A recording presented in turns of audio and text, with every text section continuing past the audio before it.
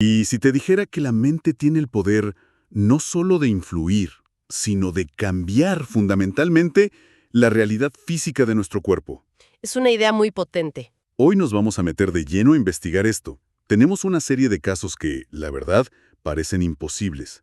Gente que muere sin una causa física real y, por otro lado, gente que se cura sin medicina de verdad. Y para esta investigación nos vamos a basar en las historias y estudios de un libro fascinante, El placebo eres tú, de Joe Dispenza. Exacto. Nuestra misión es entender el mecanismo. Vamos a ver cómo es que las creencias, los pensamientos, las emociones pueden producir efectos fisiológicos, medibles. La gran pregunta es, ¿son solo casualidades? ¿O de verdad estamos ante una fuerza biológica que apenas empezamos a comprender? Pues vamos a analizar las pistas. Vamos a desglosarlas. Y creo que hay que empezar por los casos más oscuros, esos que te obligan a preguntarte si una idea puede ser tan letal como un veneno. De acuerdo. Para entender este poder de la mente, empecemos por su lado más sombrío. El primer caso es el de Sam Lund, en la década de los 70. Ajá. A Lund le diagnostican un cáncer de esófago metastásico, que en esa época era, una sentencia de muerte. Y aquí hay un factor clave. La autoridad. El médico le da la noticia con un tono sombrío, definitivo. La creencia de que iba a morir no era solo suya. Claro, era un consenso. Exacto. Su médico lo creía, su familia lo creía y, por supuesto, él mismo lo creía. Le dieron pocos meses de vida. Y murió en el tiempo previsto. Uno diría, fin de la historia. No, pues no. Aquí es donde el caso da un giro de 180 grados. ¿La autopsia? En la autopsia, los médicos se encuentran con una sorpresa mayúscula. El cáncer en su cuerpo era mínimo. Apenas unas manchas en el hígado y, lo más increíble, nada en el esófago. O sea, no era ni de lejos la causa de la muerte. Entonces, ¿de qué murió Sam Londe? Esa es la pregunta del millón. Y la respuesta es escalofriante. Es muy posible que muriera simplemente porque estaba convencido de que se estaba muriendo. Su cuerpo obedeció a la creencia. A una creencia, no a una patología. Y la ciencia le pone un nombre a esto. El efecto nocebo. Viene del latín dañaré. ¿Dañaré? Sí. Es la idea de que una sustancia, una creencia, que es inofensiva, puede causar un daño real, solo por la expectativa de que lo hará. En el caso de Londe, la creencia colectiva, validada por el médico, fue un nocebo potentísimo. Su cuerpo recibió la orden de apagarse. Y cumplió. O sea que una expectativa negativa puede desencadenar una cascada fisiológica mortal. Eso es aterrador. Y no es un caso aislado. No, para nada. Pensemos en la historia de Derek Mason, un joven de 26 años. Estaba deprimido por una ruptura y, participaba en un ensayo clínico para un antidepresivo. Y en un momento de desesperación, intenta suicidarse. Se toma las 29 pastillas que le quedaban en el frasco. Llega a urgencias hecho un desastre. Pálido, sudoroso, con una tensión arterial de 80-40, casi en shock. Y un corazón a 140 pulsaciones por minuto. El cuadro clínico de una sobredosis masiva, clarísimo. El personal médico lógicamente entra en pánico. Empiezan a tratarlo para una intoxicación, le ponen suero, le hacen análisis de todo, pero los resultados no tienen ningún sentido. Todo sale normal, completamente normal. No hay rastro de ninguna sustancia tóxica en su sistema. Y pasan 4 horas de confusión total hasta que llega un médico del ensayo clínico, revisa el código del frasco y revela la verdad. Mason estaba en el grupo de placebo. Las 29 pastillas que se tomó eran de azúcar. Imagínate. Lo increíble aquí es que su cuerpo no reaccionó a una sustancia química, sino a la información que él tenía. Su mente le dio al cuerpo un manual de instrucciones para una sobredosis y el cuerpo obedeció a la perfección. Es que la prueba definitiva es lo que pasó después. A los pocos minutos de saber la verdad, de que le dijeran esas pastillas eran inofensivas, sus síntomas Se esfumaron. desaparecieron. La tensión, el pulso, todo se normalizó como si alguien hubiera accionado un interruptor. Su mente lo enfermó y su mente lo curó. En minutos. Es la velocidad lo que a mí me parece alucinante. Exacto. No es una degeneración lenta como en el caso de Londe. Es una respuesta aguda, inmediata, controlada por completo por una creencia. De acuerdo, es desolador. La mente puede actuar como un veneno, Pero a ver, si tiene ese poder para destruir, ¿significa que también tiene el mismo poder para construir? Puede ser una farmacia. Esa es la otra cara de la moneda. Y nos lleva directamente al efecto placebo. Y el caso del señor Wright de 1957 es espectacular. La situación era crítica. Wright tenía un linfoma avanzado, tumores del tamaño de naranjas por todo el cuerpo. Los médicos básicamente lo habían mandado a casa a morir. Pero él se aferró a una última esperanza, un medicamento experimental llamado Creviosen. Le rogó a su médico, el Dr. West, que se lo diera. El médico accedió, más por compasión que por otra cosa, ¿no? Sí, porque Wright ni siquiera cumplía los requisitos del ensayo. Y lo que pasó fue asombroso. En cuestión de días, los tumores de Wright se habían reducido a la mitad. El hombre que estaba postrado en una cama ahora estaba de pie, bromeando con las enfermeras. Parecía un milagro. Pero 2 meses después, la historia se tuerce. Wright lee en la prensa que los estudios demuestran que el Creviosen es un fraude. ¿Qué significa? Y su fe en el tratamiento se derrumba.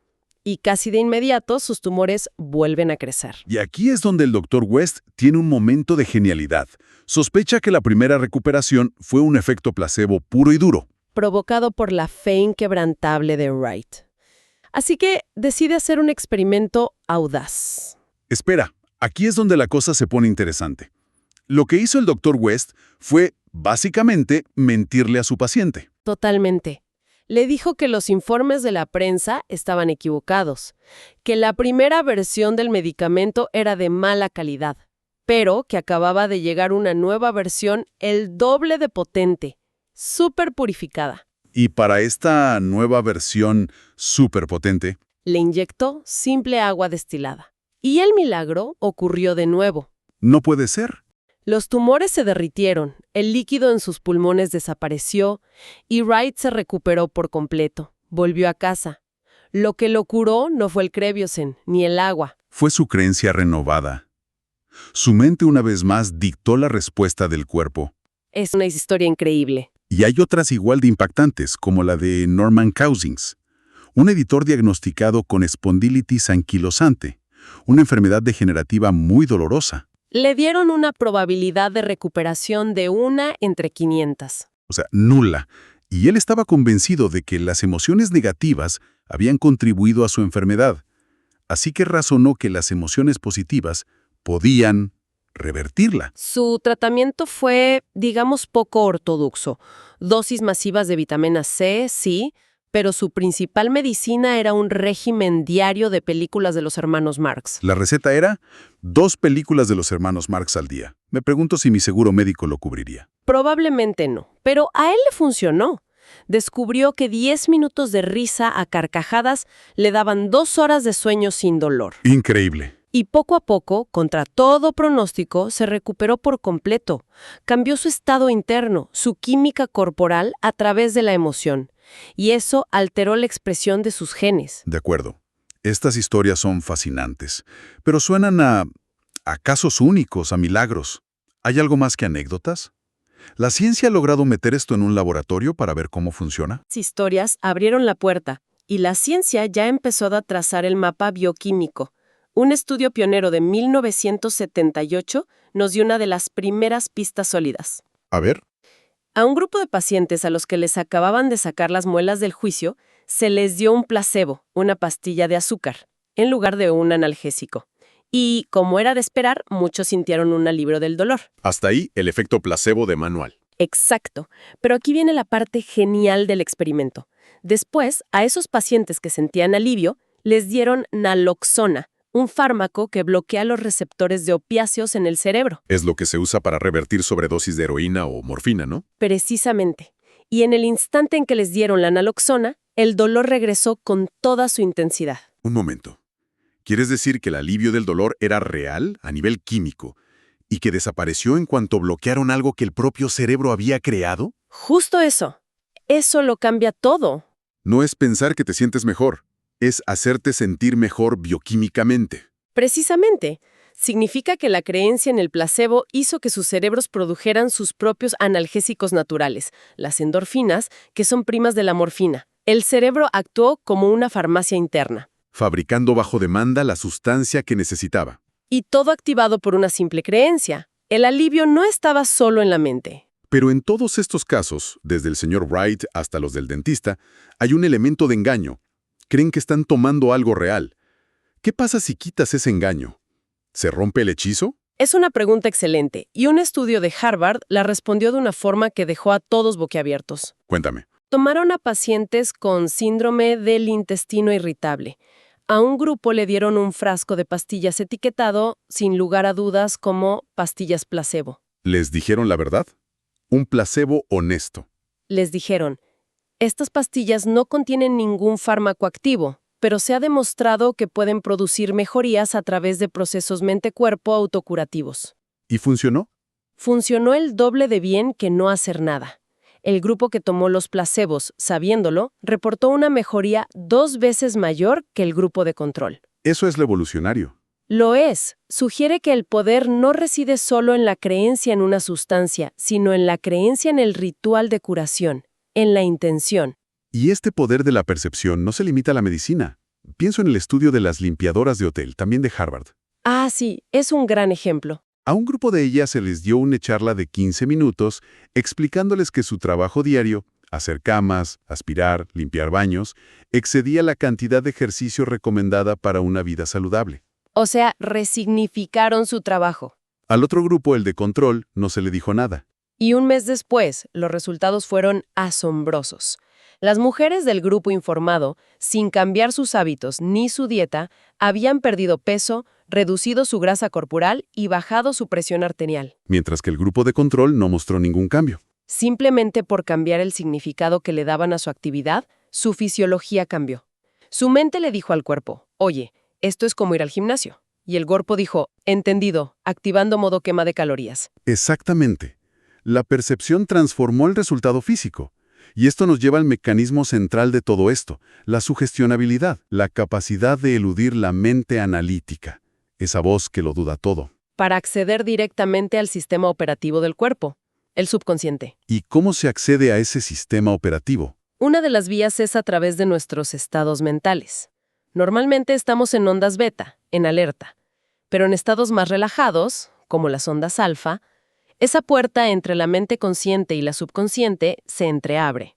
Nos volvemos más sugestionables. Hay un experimento que lleva esto a un extremo que parece de ciencia ficción. El caso de Iván Santiago, un funcionario de prisiones. Una persona completamente sana mentalmente, pero con una altísima capacidad para ser hipnotizado. Lo sometieron a pruebas increíbles.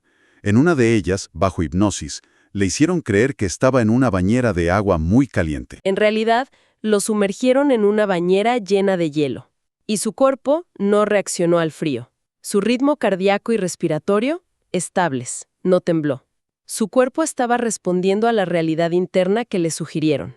No a la brutal realidad externa del agua helada. Pero lo llevaron aún más lejos.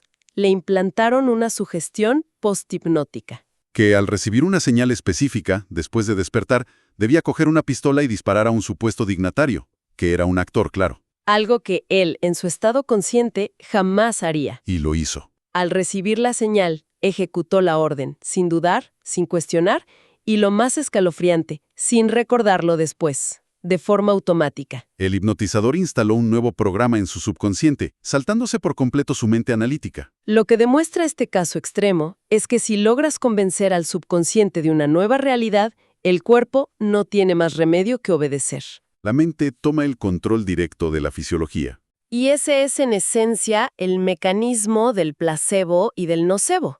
Se acepta un nuevo pensamiento como si fuera una experiencia real, se le añade una emoción fuerte, miedo o esperanza, y el cuerpo responde para que ese pensamiento se manifieste físicamente. La creencia se convierte en biología. Exacto. Las historias y los estudios que hemos desglosado hoy pintan un panorama increíble, desde morir por una creencia, como Sam Alond, hasta curarse con risas, como Norman Cousins. O con agua destilada, como el señor Wright.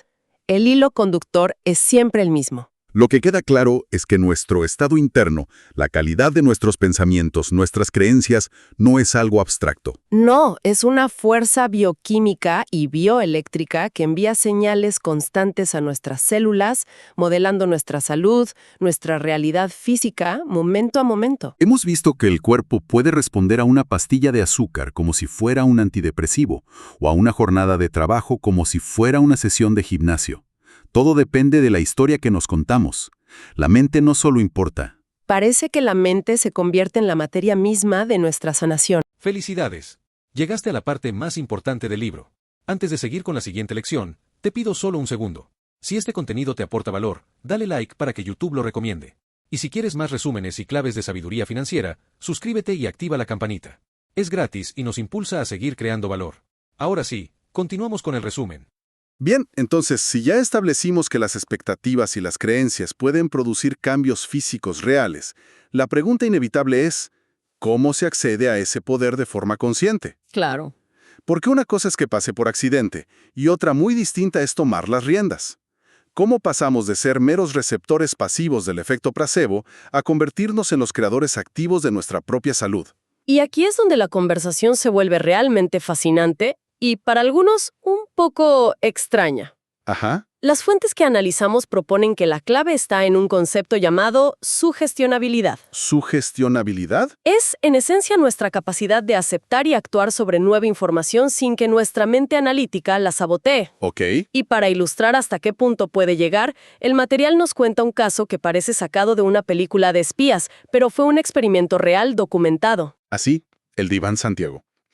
Me quedé helado al leerlo. Es increíble, ¿no? Estamos hablando de un funcionario de prisiones, una persona completamente normal, que fue hipnotizado hasta el punto de estar dispuesto a dispararle a un completo desconocido en plena calle. Exactamente.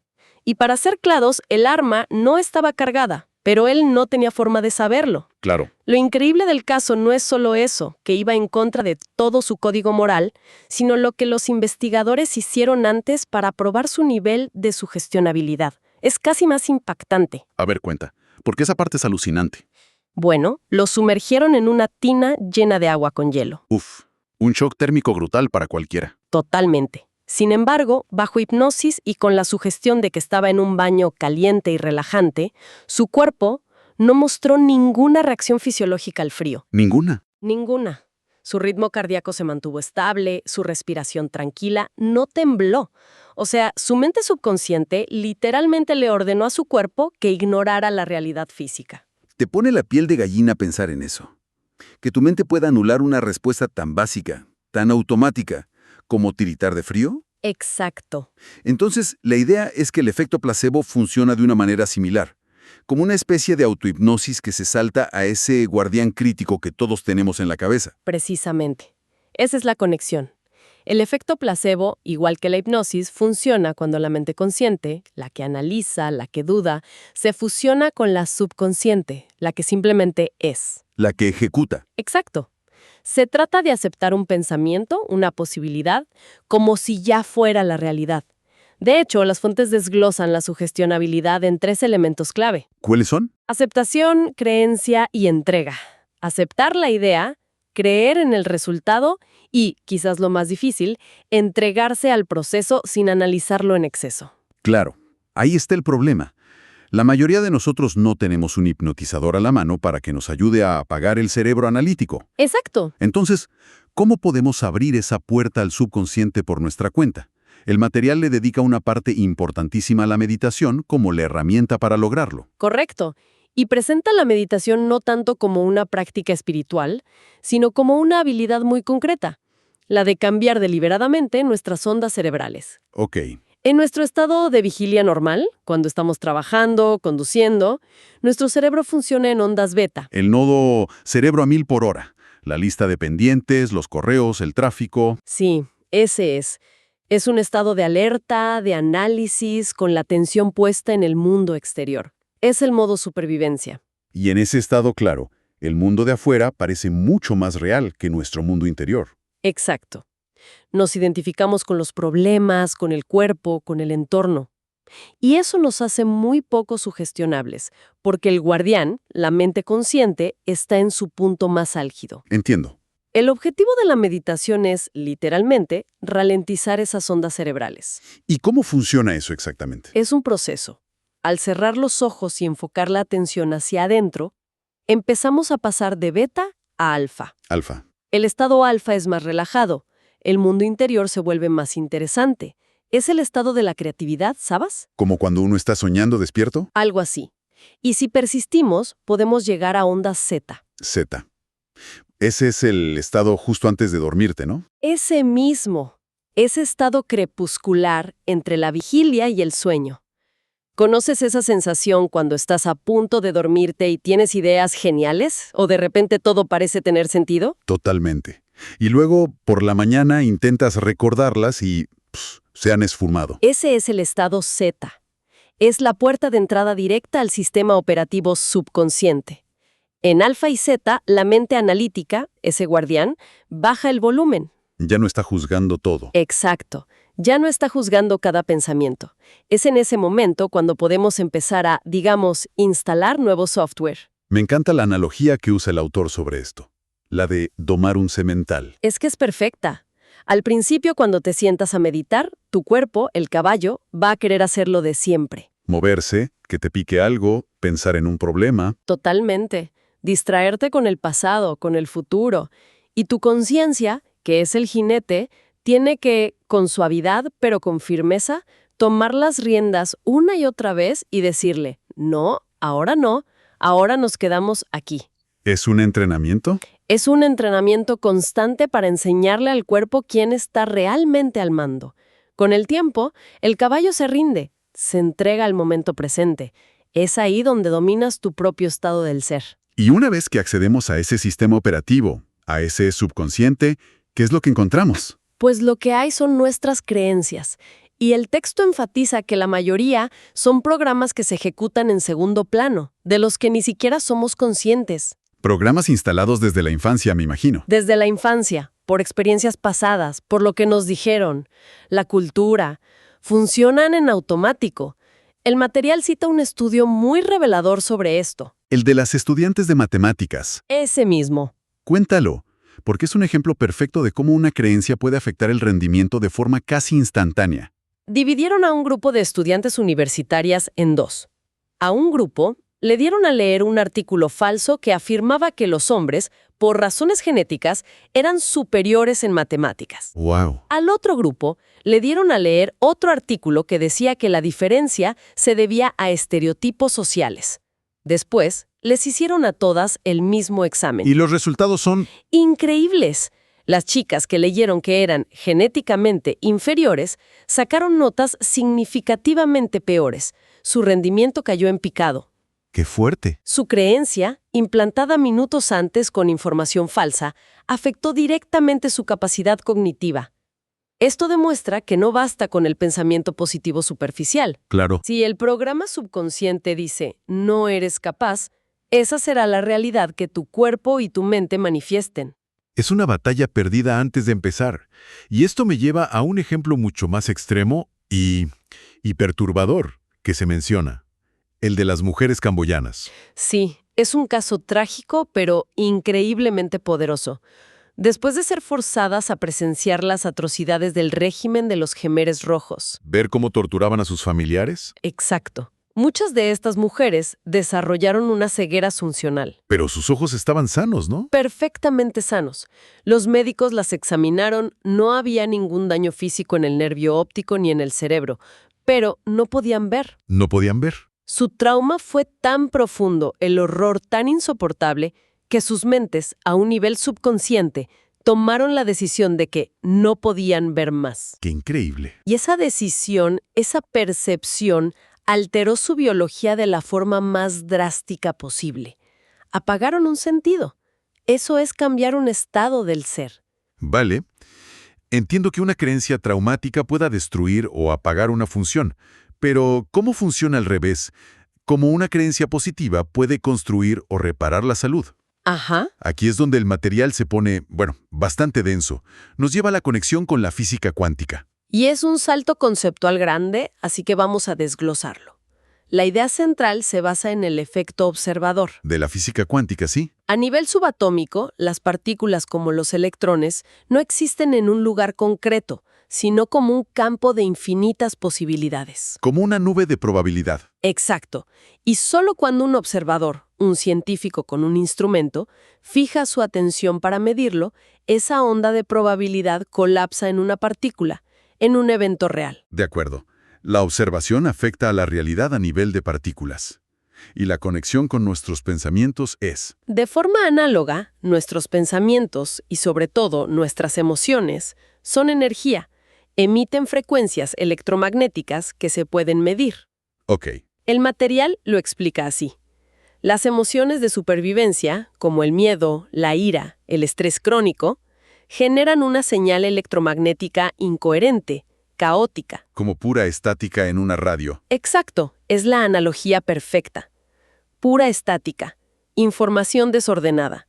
Mientras que las emociones, que el autor llama elevadas, Gratitud, amor, alegría. esas, crean una señal electromagnética coherente y ordenada.